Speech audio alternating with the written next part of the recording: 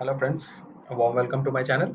तो दोस्तों, अगर आपने मेरे चैनल को अभी तक सब्सक्राइब नहीं किया है तो मुझे सब्सक्राइब करना ना भूलें, क्योंकि जैसा मैंने पहले भी कहा है कि आपका सब्सक्रिप्शन ही है जो मुझे एनकरेज करता है ताकि मैं आपके लिए ढूंढ के रिसर्च करूं एंड आपके लिए नए नए वीडियो कंटेंट लाऊं जो आपके लिए फायदेमंद हो।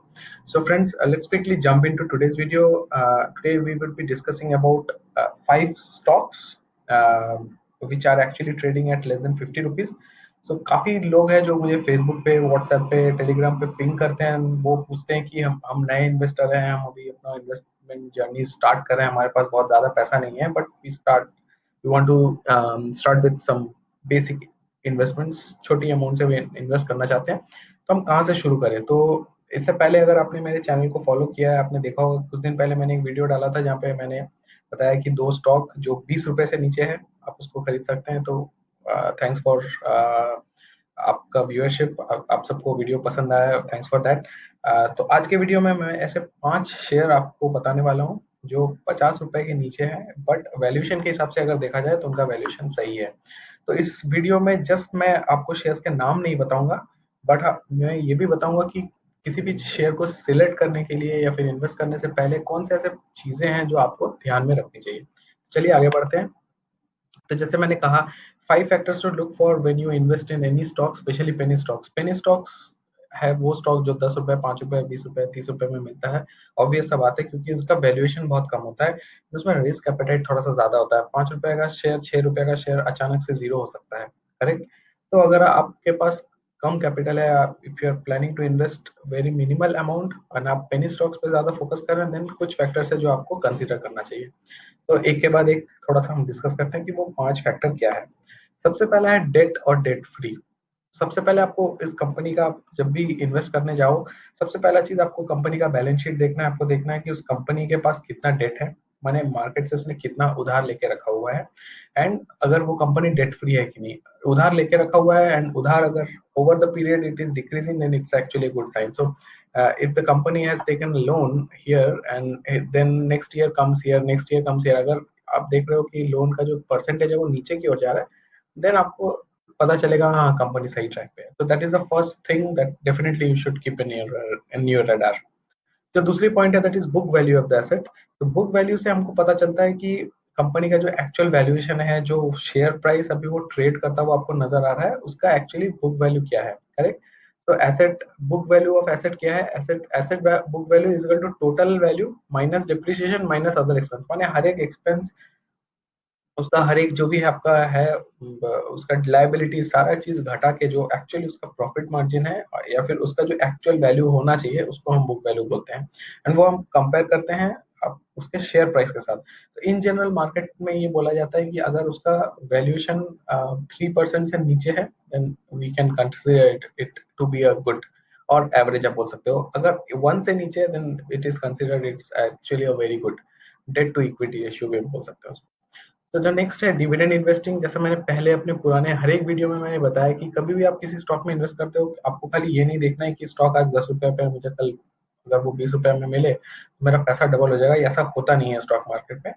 आपको रियल टाइम पे थोड़ा बहुत प्रॉफिट तो डेफिनेटली मिलता है, बट अगर आप लॉन्ग टर्म के लिए सोच रहे हो, लंबी अवधि के लिए इन्वेस्ट करने का सोच रहे हो, डेफिनेटली आपको ये दिमाग में रखना होगा कि मैं ऐसे कंपनी में इन्वेस्ट करूँ जहाँ न केवल शेयर का प्राइस बढ़े, but also I should be getting equated dividend every time. तो अगर मैं स्टॉक को 5 साल 10 साल अपने पास रखूं, तो मुझे एक स्टेडी इनकम मिलते रहना चाहिए, करेक्ट। तो चौथी पॉइंट है दैट इज प्रॉफिट। आपको हमेशा उसका फंडामेंटल्स में ये देखना है कि उसका जो प्रॉफिट मार्जिन है वो ऊपर की ओर जा रहा है। जैसे यहाँ ग्राफ में बताया कि ऊपर की ओर जा रहा है, जरूरी नहीं है हमेशा ऊपर जाएगा, डिप आ ही सकता है, क्योंकि मे बी कंपनी ने एक्विजिशन किया है, कंपनी ने किसी दूसरे कंपनी को खरीदा है, कंपनी ने अपने पुराने लोन चुकते किए हैं, कंपनी ने और ज्यादा इन्वेस्टमेंट किया है, नए बिल्डिंग्स लिए, नए प्लॉट्स लिए, नए बिजनेस एक्सपेंड किया। तो there can be multiple factors, जरूरी नहीं है प्रॉफिट हमेशा ऊपर ही जाए। बट आपको पता चल जाएगा फिगर देख के कि अचानक से आपको जहाँ हजार हजार का प्रॉफिट हो रहा था, अचानक से एक साल में आपको 10,000 का लॉस हो रहा है। That is something that you should be considering. अगर एक स्टेडी ग्रोथ आपको मिल रहा है, दैट इज एनफ। तो सबसे पहला हो गया डेप्ट, नंबर 2 हो गया आपका बुक वैल्यू, नंबर 3 हो गया आपका डिविडेंड, चौथा हो गया आपका profit, and last the point है which is also very important, promoter holding. तो कभी भी किसी भी कंपनी में हमको ये भी देखना है कि वो कंपनी का जो स्टॉक है के खुद के प्रोमोटर्स के पास कितना है। तो in general we consider that if the companies promoters are holding more than 50% of the stock, that means the stock is as average. It's not, ये बहुत खराब नहीं है, क्योंकि 50% से ज्यादा अगर खुद के प्रोमोटर के पास है तो वो करीब करीब मान के चल सकते हो कि वो रिस्क फ्री जोन में है। उसके अलावा हम ये देखते हैं कि जो प्रोमोटर होल्डिंग है उसके अलावा हम ये देखते हैं कि उसमें जो प्लेज शेयर्स है, कितना शेयर्स गिरवी है। तो इसमें भी हम ये मान के चलते हैं अगर 10 से 15% अगर आपके शेयर्स गिरवी है, that is also considered to be an optimal, क्योंकि हमेशा जरूरी नहीं है कि आपके शेयर्स प्लेज नहीं हो, क्योंकि हो सकता है कि आप कुछ एक्सपेंशन कर रहे हो जहाँ पे आपको कुछ कैपिटल का जरूरत हो एंड यू हैव प्लेज्ड, आपने अपने शेयर्स के एक्सचेंज में अपने मार्केट से पैसा लिया है, in that case you need definitely need pledge shares. तो वो भी जरूरी नहीं है कि हमेशा प्लेज शेयर्स जीरो हो तो बहुत कंपनी अच्छी है, या फिर 20-30% हो जाए तो नहीं। बट अगेन अगर थोड़ा बहुत जैसे मैंने कहा ऑप्टिमल में हम मान के चलते हैं 10 to 15% of pledge share is perfect.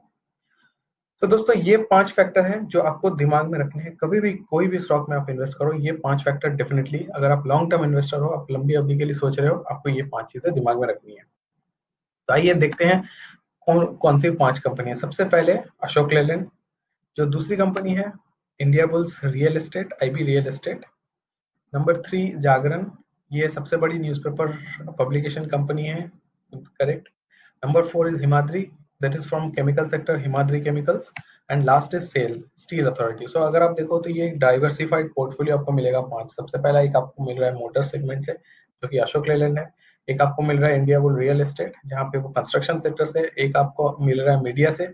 एक आपको मिल रहा है केमिकल से, और एक आपको मिल रहा है स्टील से। तो ये जो 5 मेरे स्टॉक है, ये 5 स्टॉक ऐसे स्टॉक है जो एक्चुअली आपको 50 रुपए से नीचे में अभी ट्रेड करते हुए नजर आ रहे हैं, एंड जिनका ओवरऑल मुझे लगा कि ये जो 5 फैक्टर मैंने आपको पहले बताया है, वो जो 5 फैक्टर के बारे में हमने डिस्कस किया था पिछले स्लाइड में, ये 5 फैक्टर के हिसाब से ये सारी कंपनीज एक अच्छी पोजीशन पे है, करेक्ट।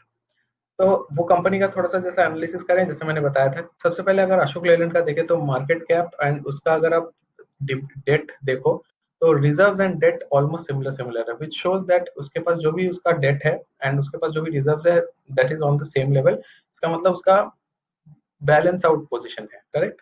अगर हम उसका करंट बुक वैल्यू देखें, दैट इज 1.72। जैसे मैंने कहा कि अगर बुक वैल्यू 3 से कम है, 1 के आसपास है, we consider it is very good. Dividend yield is massive 6.07%। Dividend yield is very good, very very good for any company. Promoter holding is again 51%। And finally अगर आप ग्रोथ पर देखो, 38 ऑलमोस्ट 40% का ग्रोथ आपको मिला है प्रॉफिट में, and sales में आपको मिला है 23। तो ये company definitely it's a hidden gem. इस कंपनी के बारे में मैंने डिटेल्स में और डिस्कस किया है, इसका वीडियो आपको मिल जाएगा। आप मेरे पेज में जाइए एंड आप you look for the fundamental analysis of Ashok Leyland. मैंने 4-5 दिन पहले ही डाला है video, so you will get more details. तो पहली कंपनी। दूसरी कंपनी अगर हम सेल के बारे में देखें, बिकॉज ये Navratna Indian government of India owned company है, उसका आप देख सकते हो 12,000 उसका मार्केट कैप है, whereas उसका रिजर्व्स है that is 35,000 and debt is 26,000। So debt उसका कम है रिजर्व से, व्हिच इज गुड। अगर हम बुक वैल्यू देखें 0.32, इसका मतलब इसका जो प्राइस टू बुक, जो उसका जो एक्चुअल वैल्यूएशन है, व्हिच इज वेरी गुड, 1 से भी नीचे है। डिविडेंड भी 1.67 है, डिविडेंड देती है। Promoter holding is 75%, that means government of India के पास 75% का स्टेक होल्डिंग है। एंड प्रॉफिट अगर आप देखो 7.5 and 7.5 almost, sales and profit is almost at the par. Next is Indiabulls real estate. इसका भी अगर हम देखें, डेट और रिजर्व्स ये ऑलमोस्ट सिमिलर लेवल पे है। इसका जो बुक वैल्यू है अगेन लेस देन 1। इसका जो प्रोमोटर होल्डिंग है 23। इसमें थोड़ा सा प्रोमोटर होल्डिंग कम है, because India bulls real estate जो कंपनी है, वो इंडिया बुल्स के अंडर में काफी सारी, इंडिया बुल्स फाइनेंस है, इंडिया बुल्स रियल एस्टेट है, और इंडिया बुल्स के और बहुत सारे कंपनीज है जो जिसमें प्रोमोटर्स का शेयर होल्डिंग डिस्ट्रीब्यूटेड है। That is why it is showing the distribution pattern less, but again the other fundamentals of this company is very good। इसका जो अगर आप प्रॉफिट देखो for 5 years is 17% and again sales is 24%, which is actually very good, correct. Next हम जो chemical sector से ले रहे हैं, that is Himadri speciality. Himadri speciality में भी आप देखो debt to reserve ratio is good. इसका जो मार्केट कैप है इट्स 1960। सो ये एक्चुअली बहुत बढ़िया फिगर्स है। अगर आप उसका बुक वैल्यू देखो, ये भी 1 के नजदीक नजदीक है। Promoter holding is almost 50% and this is something a massive amount. So आप हिमाद्री में अगर देखो 50% का प्रॉफिट मिला है over the last 5 years, and again 12% of annual growth इस कंपनी में है। फाइनली जो मीडिया से है जागरण प्रकाशन, इसका भी अगर आप देखो तो 1100 का इसका मार्केट कैप है, बट इसका डेट खाली 489, that is only 500, that is negligible, correct. लेकिन उसके अगेंस्ट में रिजर्व इसके पास 1862, तो डेट से ऑलमोस्ट 4 गुना आपके पास, 4 टाइम्स आपके पास रिजर्व है। अगर हम इसका भी बुक वैल्यू देखें दैट इज 0.58, 1 से नीचे है। इसका डिविडेंड यील्ड इज 8.92। तो ये सारे कंपनी जो मैंने बताया इसमें सबसे ज्यादा डिविडेंड यील्ड आपको जागरण से मिलता है, विच इज वेरी गुड, 8.92%। इसका प्रोमोटर होल्डिंग भी 65% है, ये भी इस ग्रुप में आफ्टर सेल के बाद ये इसका पोजीशन आता है। And finally profit and sales अगर हम देखें तो इसका profit and sales is not that lucrative, इसका थोड़ा सा कम आया है। बट अगर आप शेयर का वैल्यू देखो it's like only trading at 39 rupees. But again इसका जो आप डिविडेंड यील्ड देखोगे तो विच इज मैसिव, तो उस हिसाब से अगर देखा जाए तो ये कंपनी इन्वेस्टमेंट के लिए बहुत सही कंपनी है। तो friends, I hope you have like this content, and आपको अगर ये वीडियो कंटेंट पसंद आया तो ये वीडियो डेफिनेटली अपने दोस्तों के साथ शेयर करें, एंड मेरे चैनल को सब्सक्राइब करना ना भूलें, क्योंकि इस वीडियो में मैंने कुछ ऐसे 5 स्टॉक्स के बारे में बताया जिनका वैल्यूएशन, जिनका मार्केट का जो प्राइस है वो बहुत ही कम है, 50 रुपए से भी कम पे ये अवेलेबल है। कंसिडरिंग इसके बाकी सारे जो भी 5 फैक्टर मैंने आपको पहले बताए वो सारे फैक्टर्स बहुत लुक्रेटिव है, बहुत अच्छे नजर आ रहे हैं। तो friends, if you have like this content, please don't forget to subscribe to my channel, and I'll be back with something useful and something important as soon as possible. And thank you so much, and you have a lovely weekend. Thanks. Bye.